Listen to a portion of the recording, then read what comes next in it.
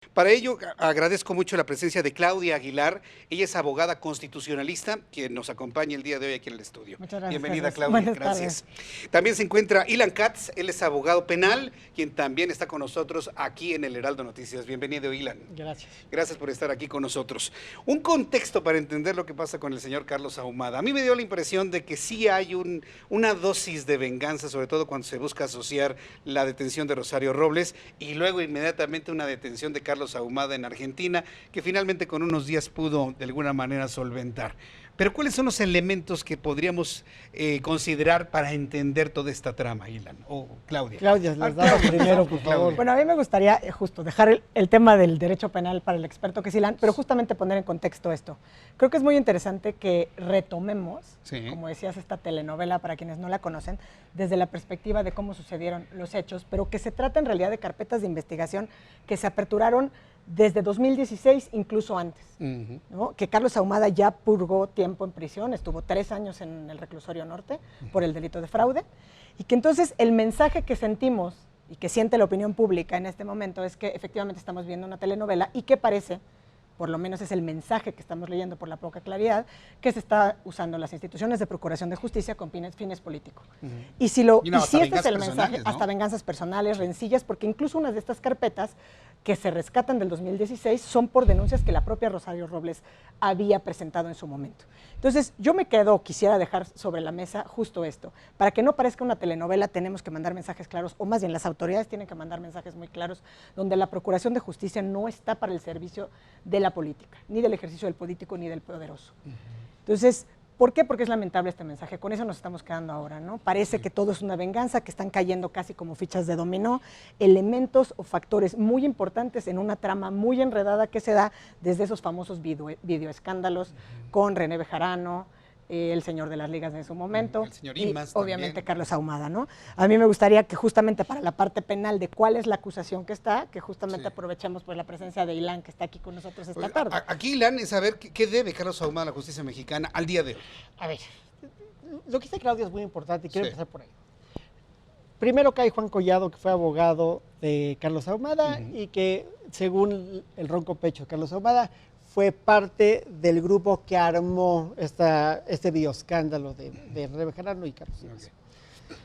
Él es detenido y es detenido con una carpeta que inició a alguien por aparentemente por unos delitos que tenían que ver con que le habían robado una empresa, que se convierte en lavador de dinero y delincuencia organizada. Entonces, parecería que el gobierno, en el caso de Juan Collado, agarra una carpeta que ya existía, que fue como que lo que tuvieron en la mano, lo que estaba práctico, y se aprovechan de esa carpeta y castigan a Juan Collado.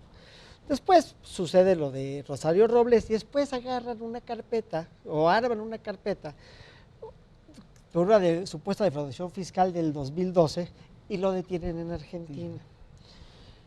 ¿Esto qué parecería? O sea, a simple vista, de una primera vista, parecería que este ajuste de cuentas se está dando con carpetas o averiguaciones previas que ya existían y que es muy fácil retomar y meterles un poquito de presión de velocidad y ejecutarlas. A mí lo que me llama la atención es la cercanía con el caso Rosario Robles. Es decir, se da esto unos cuantos días de que Rosario Robles finalmente entra en reclusión temporal.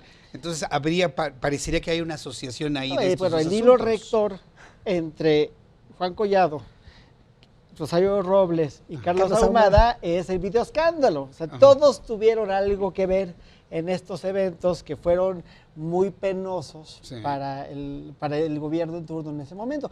Pero no hay que olvidar que Carlos Ahumada ya estuvo en la cárcel. Estuvo en la cárcel 3 años. 3 años. René Bejarano también estuvo en la cárcel. Menos tiempo estuvo en la cárcel. Como que se nos olvida, a lo mejor fue poco tiempo, ¿no? Sí, bueno, sí, pero también estuvo en la cárcel. René Bejarano sale y tiene una vida política importante, sin duda es una figura importantísima en la política. Está de regreso. Por supuesto. Carlos Ahumada está en la cárcel 3 años.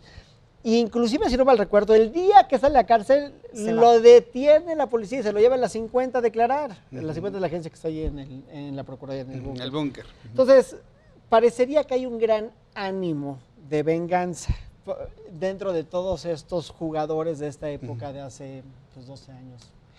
Hay una percepción en las redes sociales, y quisiera que me lo comentaran los dos, de que todo esto es una cortina de humo. O sea, que ¿para qué volver a sacar todo este asunto cuando tenemos problemas de país, de parálisis económica en algunos sectores? Y hay quienes lo ven, me incluyo, lo vemos como una especie de cortina de humo. Sacar un asunto escandaloso, atractivo, que podría hasta dar un guión para una serie de Netflix o algo así.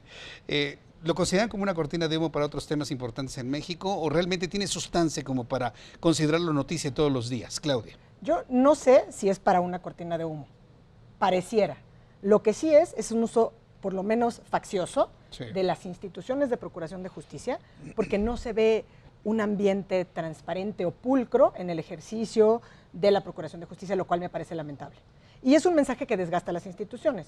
La verdad es tan mediático que incluso el asunto del juez, donde efectivamente tuvo que salir el Consejo de Judicatura Federal a decir, bueno, aquí los jueces actúan con independencia y si hay algún reclamo que hacerle a los jueces, bueno, pues presenten las acciones legales que puedan proceder. Coincido contigo y escuchaba justamente antes de entrar al aire en este espacio que hay temas mucho más importantes que tendríamos que estar atendiendo y que las noticias deberían de estarle dando la cobertura adecuada. De hecho, me congratulo con el noticiero de la cobertura que le dio precisamente a los acontecimientos que ocurrieron el viernes con la marcha, donde no has perdido el hilo conductor, donde es justamente este reclamo que se hace desde el sector de las mujeres y el estado en el que estamos, todas las mujeres, donde los datos de la ONU, donde mujeres, todos son gravísimos, están matando a todas las mujeres y niñas de nuestro país. Y realmente hemos perdido el foco o el hilo conductor. Entonces yo justo me quedaría con eso, en que hay asuntos quizá más importantes que merecen las 8 columnas o merecen las primeras planas o merecen ser la nota de las 6 de la mañana. Ilan, ¿tú cómo lo ves? Yo no creo que sea una cortina de humo, yo creo que es un ajuste de cuentas. Y eso es muy diferente. Yo no creo que están tratando de tapar absolutamente nada. Yo creo que llegó el momento donde pudieron ejercer la fuerza, el músculo que tenían y así lo están haciendo. En algunos casos probablemente justificado y en algunos casos probablemente no. Lo que llama la atención es la resolución del juez de Argentina que dice, pues aquí no hay elementos. La acusación es absurda. Sí, es absurda, sí, utilizó el término de absurdo, ¿no? Porque lo que debe de hacer un juez en una extradición es pues entender si hay un reclamo judicial para detener a esta persona, si el tratado de extradición es compatible y en ese momento determinarlo. Aquí el juez, de una forma pues muy valiente o con mucho protagonismo, dice, esto es absurdo. Entonces, pues es una mala nota, ¿no? Es absurdo y por lo tanto Carlos Ahumada en principio se quedaría en Argentina, no habría materia para una extradición, pero ¿qué tal le saquean su casa en San Ángel? Sí. Eso lo obliga a venir a México pues para presentar una denuncia, es ¿no? que esos mensajes son gravísimos. Sí, exactamente. Ajustes de cuentas, como dice Ilan, y la verdad es que es terrible tener un mensaje en un gobierno constitucional democrático de derecho con mensajes de ajustes de cuentas de esa naturaleza, ¿no? Mensajes donde se meten a tu casa y te saquean los papeles importantes y te dejan nada más un mensaje claro de ¿vienes a atender tus cuentas o vamos a seguir yendo a buscar? Ya hay una señal muy importante. La señal lo que dice es, tenemos una memoria muy larga y mucha paciencia, porque esto es un intento de detenerlo, pero no quiere decir que sea el último intento para detenerlo. Es decir, vamos a seguir viendo más de esta historia, sin duda alguna. Probablemente. Pues yo quiero agradecerles mucho que nos hayan acompañado el día de hoy, el poder tener estos elementos adicionales al caso que conocemos noticiosamente y que bueno, pues nos mantienen en el filo de la silla, ¿no? Para saber cuál va a ser el siguiente capítulo, porque sí parece verdaderamente de esas novelas que nos mantienen así pendientes para la siguiente entrega. Bueno, pues Ilan Katz, muchas gracias por estar aquí con nosotros. Claudia Aguilar, muy interesante todo lo que nos has planteado. Muchas gracias.